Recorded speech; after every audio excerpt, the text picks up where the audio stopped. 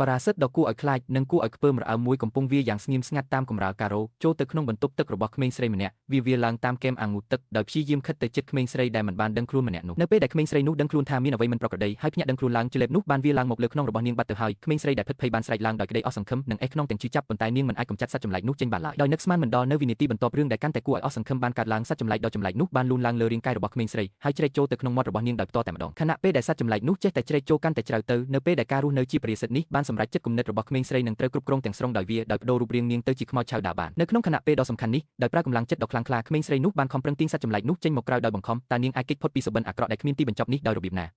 ថ្ងៃនេះយើងនឹងមកទស្សនាភាពយន្តរន្ធត់បែបវិទ្យាសាស្ត្រមួយដែលមានចំណងជើងថា Slither សត្វចម្លែកស៊ីសាច់មនុស្សរឿងរ៉ាវបានចាប់ផ្ដើមពីប្រភពដើមនៃអ្វីគ្រប់យ៉ាងនៅពេលយប់ជ្រៅនេះបុរសអ្នកមានម្នាក់ឈ្មោះ Grant បានលួចលាក់ពីក្រោយខ្នងប្រពន្ធរបស់ខ្លួនដើម្បីទៅជួបស្រីស្នេហ៍ក្មេងរបស់គាត់ជាសម្ងាត់នៅក្នុងព្រៃខណៈពេលដែលអ្នកទាំងពីរកំពុងស្ថិតក្នុងភាពផ្អែមល្ហែមពួកគេបានរកឃើញដានដ៏ជោគជាមធំក្លិនស្អុយអាសោចនិងចម្លែកមួយនៅជ្រៅក្នុងដុំព្រៃដ៏ងឹតដោយនឹកស្មានមិនដល់ដោយសារតែភាពចង់ដឹងចង់ឃើញពួកគេបានដើរតាមដាននោះហើយបានរកឃើញពងសត្វចម្លែកដ៏ធំនិងចម្លែកបំផុតមានពណ៌ក្រហមដូចសាច់ស្រស់នៅពីក្រោយដុំព្រៃនោះមុនពេលដែល Grant មើលឃើញច្បាស់ថាវាជាអ្វីសម្បកពងនោះស្រាប់តែធ្លីចេញហើយប្រមោយដែលមានបន្លាបានបាញ់ចេញមកដូចជាពស់ពីរក្នុងល្បឿនលឿនដូចភ្លេចបន្ទោប្រមោយនោះបានចាក់ទម្លុះយ៉ាងខ្លាំងទៅក្នុងពោះរបស់ Grant បន្ទាប់មកសត្វចម្លែកក្រៅភពនោះបានបង្ខំចិត្តចូលទៅក្នុងខ្លួនរបស់ Grant តាមមុខរបួសស្របតាមប្រមោយនោះដោយបានឃុំកាត់ខាងក្នុងខ្លួនរបស់គាត់យ៉ាងសាហាវ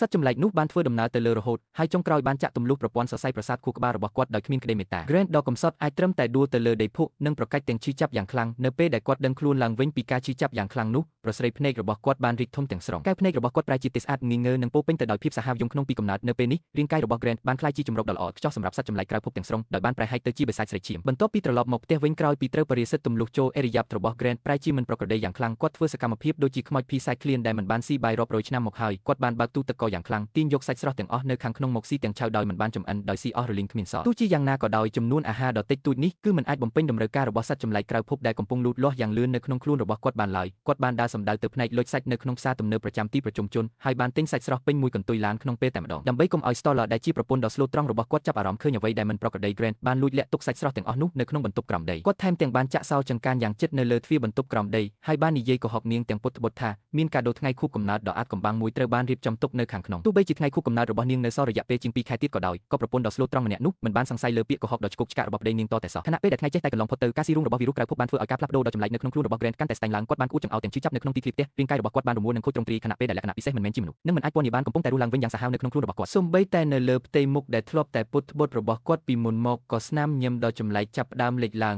ហើយនៅក្រោមថ្ងាសរបស់គាត់វត្ថុចម្លែកដ៏គួរឲ្យខ្ពើមរអើមមួយហាក់ដូចជាកំពុងវារយឺតនៅយប់ដដែលនោះប្រពន្ធរបស់គាត់ទើបតែ